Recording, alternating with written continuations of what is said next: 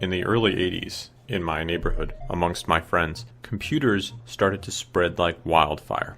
One friend would get it, another friend would get it. Typical of what happens with trends in a group of friends. So everybody starts getting computers. We'd all been playing Atari, ColecoVision, and television, and computers seemed like the natural next leap. I got a Commodore, and had one of my friends over, and he was very excited because his family told him he was going to get a computer at his birthday, so he knew this going into it. We all went over his house for his birthday party, and we do the normal kid stuff, running around, and the cake goes out. This giant box comes in, but I'd never seen a box this big. It was especially big when compared to my VIC-20 box, which is where my expectations were. What he got that day was a Coleco Adam. He was very excited. He had been a ColecoVision fan, so his uncle, who had brought the computer over, says, "Well, I'll set this up for you, buddy. You go out and play with your friends." We went out and played for about a half hour. Uncle sets it up, calls him in and said, "We're ready to fire it up." He sits at this desk with this way too big television on it, and they flip the switch. Nothing happens. They make sure the TV's on, they make sure the connections are going. Nothing happens. The kid starts to get upset. His mother and uncle start to talk to him, say, "Oh, don't worry, we'll go get another one. Something's wrong, we'll take care of it. You go out and play." We go out and we play. I don't know what happened. I guess they left and went to either Toys R Us or wherever they bought it and brought another one back. They're tinkering around in there for another half hour. At this point, we'd been at the party for 3 hours. Again, the event happens. We have this computer. We're called in. They turn on the computer. Nothing happens. We're all staring at each other. The birthday boy does not look happy. At this point, the uncle sits down and starts tinkering and says, "Oh, I'll fix this, don't worry." Well, the party's just about over. We go home. I found out later it took 2 more Adams before they actually got one that worked. And my perception of the Adam computer in the 1980s was colored by this event. But things would change when I would go away to college, and there I lugged my brand new electric typewriter in order to write papers and stuff. It was while torturing myself using this electric typewriter that I came to be enamored of the Adam computer. See, a guy who I became friends with who lived across the hall had an Adam computer, which made for a pretty decent word processor once you got through its quirks. And his system was fully working, and although very, very loud when it printed, very useful. And on more than one occasion, he let me use it to write papers. Now, I don't remember my younger friend's long-term perception of the Adam, but I do know when you meet people who have used the Coleco Adam, they fall into 2 camps. Those who think it's hilarious, laugh at it, or had some horrible experience and think it's a piece of garbage. And then you have a dedicated group of people who realized that it was a really interesting piece of technology and were able to keep it working for years. It is those hardcore fans who keep the Adam community rolling and keep the Adam in the cultural spotlight when they can. On today's show, we're going to talk a little bit about Coleco, the company that made it. We'll talk about the technology, we'll talk about the release and its reception. We'll talk a little bit about some of the problems that the Adam had, and it had a few problems. We'll talk about the famous Atari incident, and we'll talk about the legacy, where the Coleco Adam is today. And we'll throw in some surprises here and there. We have an info-packed episode ahead of us, so without further ado, let's start the show. You really can't talk about the Adam without talking a little bit about Coleco. And I went into some detail about Coleco when I talked about the Cabbage Patch Kids and ColecoVision in past shows. So if you want a little bit more detailed information, maybe you should check out those episodes. They're okay. So Coleco was founded in 1932 by Maurice Greenberg as the Connecticut Leather Company, and that is exactly how they got their name, Coleco. In the 1970s, it would turn its attention toward electronics and eventually in the 80s toys and become a very well-known brand. In 1976, the company entered the video game market with the Telstar, a system that was very popular in my house. Coleco just broke even on the Telstar, but they had gotten into the business and started to create other dedicated systems, eventually transitioning into handhelds. And they made some really good head-to-head sports games, and it would eventually go on to license popular arcade titles and release them in their mini arcade series. Seeing the popularity of the Atari and in television, in 1982, Coleco launched its own console, the ColecoVision. It was a popular system with dedicated fans, and Coleco handled the system pretty well, releasing really well-made games that were often head and shoulders above what was going on in the Atari 2600.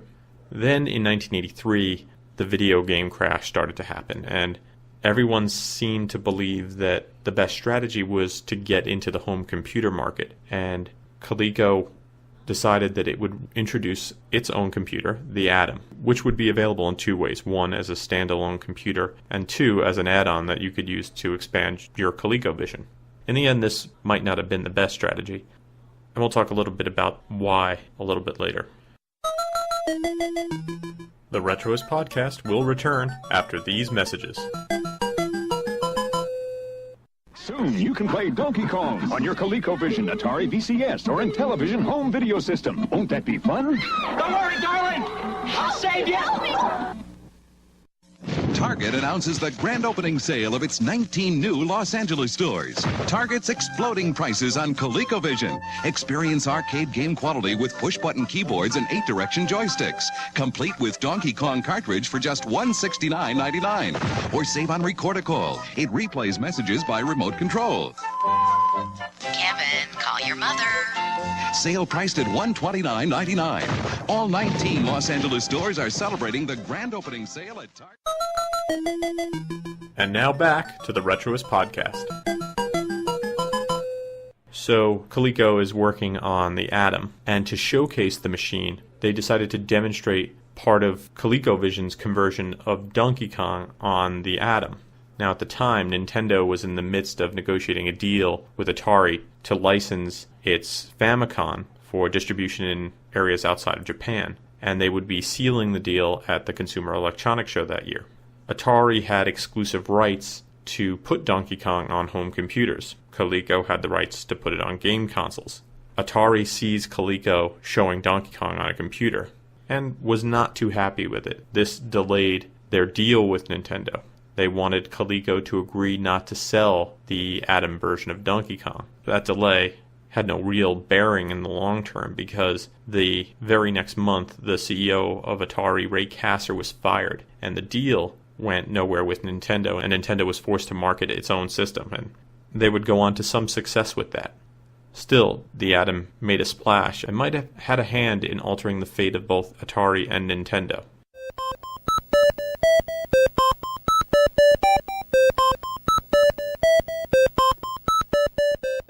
When it was announced in 1983, executives were excited. They thought they would sell 500,000 of these things by Christmas of that year. They also said that the computer would run about $525. Neither of those would come true. The price of this system would balloon to about $700, a little over that, when it finally did get released. So a pretty expensive computer, although when you consider all the technology that came with it, and compare it to other machines at the time and try to lump in those pieces of technology, you see it was a pretty good deal.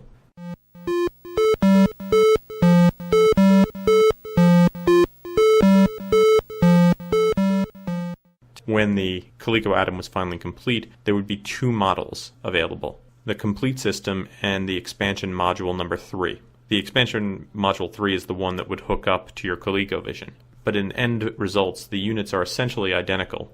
And the reason it was cheaper is the expansion model used parts of the ColecoVision hardware, and thus the memory unit that connected to the ColecoVision doesn't have any cartridge slots because you already have them in the ColecoVision, and it isn't delivered with the controllers or the TV switch box. There was a really interesting rumor about the expansion module, and that was that it was supposed to incorporate RCA's CED player, the Selectavision, to store larger amounts of data with it. I have also heard people spread rumors about a CD-ROM unit. Things like that seems way ahead of its time. Although I would not put it past the people at Coleco to come up with something clever and grand like that. The CED player seems like an interesting plan, and it used technology that was already available. I would wonder how it was going to be implemented. Sadly, it never happened. Begin technical overview. The CPU on the Adam was a Zilog 780A processor running at 3.58 megahertz. It had 80 kilobytes of RAM built in, although 16 kilobytes were dedicated to video. There were 3 internal expansion slots, 1 cartridge slot, and a 62.5 kilobit half-duplex serial bus called AdamNet. Peripherals connected to the Adam were called smart peripherals because each had its own 6801 microprocessor. This allowed the peripherals to act independently of the main processor and not use resources or tie up the processor during the longer cassette load or when the system was printing. Storage on the system was on digital data cassette. The graphics on the system were through a Texas Instrument TMS9928A, capable of a resolution of 256 by 192. And sound was provided by a Texas Instruments SN76489AN. The system came in 3 parts. The main part included in the system was the console, which housed the motherboard and processor. The next part of the system was the daisy wheel printer, which also served as the power supply for the entire computer. And the third component of the computer was the keyboard. End technical overview. To say the Adam was quirky might be an understatement. There's lots of bugs that people talk about, but there was a couple of very famous technical issues that sprung up, and those issues would eventually get fixed. Coleco did not sit on its laurels, but by the time those were fixed, the reputation of the Adam had really been hurt. One of the first issues with the Adam was that it generates a surge of electromagnetic energy on startup, which could erase the contents of removable media left in or near the drive.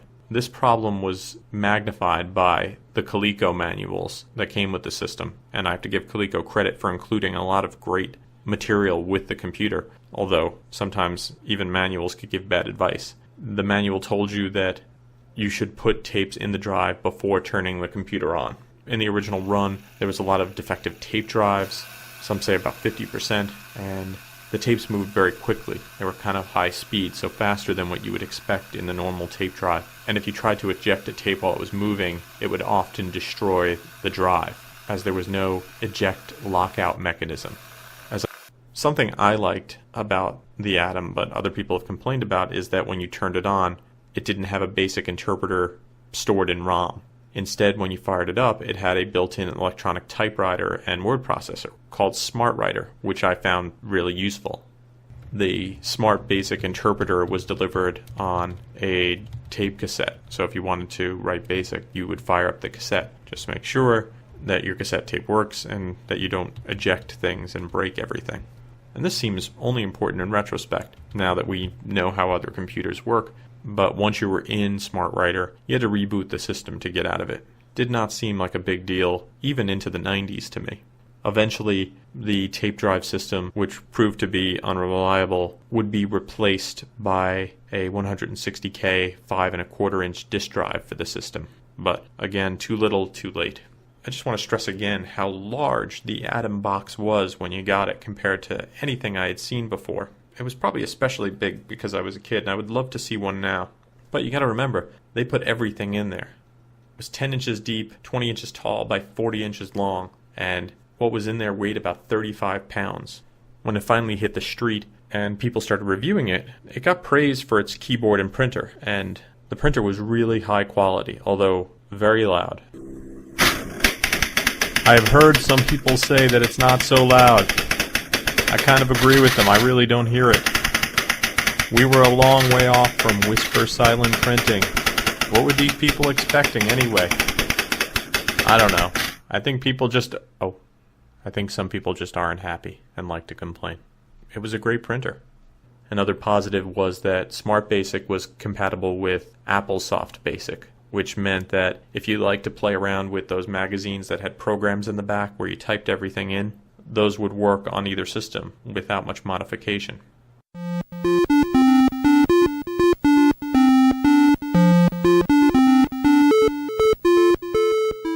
So Coleco decided that it would be a good idea to try to sell their computer to a larger market, and education seemed good. But those plans would go awry. We'll return after these messages. Hi, hon. Davy's report card. But it's worse than last time. He's just not interested. His friend Billy made the honor roll. He's no smarter than Davy. But he had help. Joe and Peg got him an Adam. Adam is the only affordable home computer that comes complete. And Adam offers a variety of educational software that takes minutes to learn. Kids get so involved that learning becomes easier and more fun. We're getting you an Adam. Really? Really? Adam, the smartest gift you can give your family. Coleco, maker of the Adam family computer system, understands that the cost of sending your child to college is growing even faster than your child. Coleco is ready to help. When you buy Adam between September 1 and December 31, 1984, Coleco will give your child a $500 college scholarship absolutely free. Now Adam not only helps prepare your child for college, it even helps pay for it. Mom, you should buy Billy ColecoVision. Then he could play Burger Time. Besides, he ate his Brussels sprouts. ColecoVision plays Congo Bongo, and Billy did clean his room. This wouldn't have something to do with a free Cabbage Patch Kid. Cabbage Patch? Buy a ColecoVision and a Coleco game cartridge by December 31st. We'll send you a Cabbage Patch Kid free. Wow, ColecoVision, way to go, Amy. I did it just for you. When you buy ColecoVision, you make 2 kids happy. And now, back to the show. As you can hear from those commercials, Coleco was trying to land the home education market, and they spent a lot of money on those commercials, very pricey. And most of them implied that a kid with an Adam would do better in school. This move and the claim was criticized by a lot of the media and parent groups and even teacher groups. Coleco responded by creating the Adam Scholarship Program, which offered a $500 college scholarship to customers who bought the Adam before December 31st, 1984. So technically, owning an Adam could help your education. Despite everything they did, sales were weak, and the technical issues were just too glaring. In the fourth quarter of 1984, Coleco lost $35 million alone as returns of the system flooded in. Coleco retooled and reintroduced the Adam with a new instruction manual, lowered the price, and as I said, made the scholarship offer. Still, at the end of it all, less than 100,000 units sold, and in 1985, less than 2 years after its introduction, the Adam was discontinued. Coleco would not last much longer, although it was able to stay afloat because of the profits of the very successful Cabbage Patch Kid. The Adam and other failures just absorbed too much money, and the company would file for bankruptcy in 1988.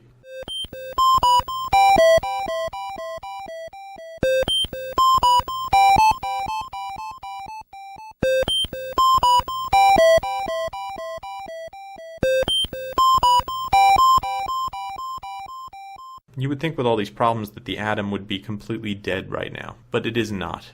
As I've said, there are a hardcore group of followers out there who love this machine. In fact, they love it so much that there is a gathering called AdamCon that is held. And of course, if you cannot get an Adam, and you can, they're available on eBay. Sometimes you'll find them in shops. Maybe you don't want the hassle of hardware. You can always find an emulator and play around with the Adam. I think you'll find it's an interesting system, and I could see why if you had a working system and everyone is trashing the system that you love, that you might actually grow fonder of the system and try to defend it more. I know that I'm a big fan of the Commodore, and it has very few detractors, yet I find myself willing to defend it all the time. I can only imagine that that is amplified 1,000 times for Adam users, and I'm really glad they're out there. So if you're looking for a new hobby, why not check out the Adam? It's got an interesting history, it's some really interesting hardware, and it looks like a great group of people are keeping the memory alive. So get out there and meet them. Thanks for listening to the show. For more retro fun, drop by the website at www.retroist.com. You can follow me on Facebook and Twitter. I'm at twitter.com/retroist and facebook.com/retroist. The music you hear during the show is by Peachy. If you have musical needs, why not email Peachy at peachy@retroist.com. Thanks for listening to the show, and I hope you have a great weekend.